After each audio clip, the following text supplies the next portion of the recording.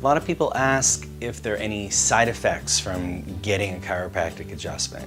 And the way I like to explain that is if you've worked out for the first time in a long time, or if you're trying a new exercise, or you're walking more than you're used to walking, a lot of times you can be a little sore from that exercise. And a lot of times in your first couple of chiropractic visits, you might be a little sore afterwards.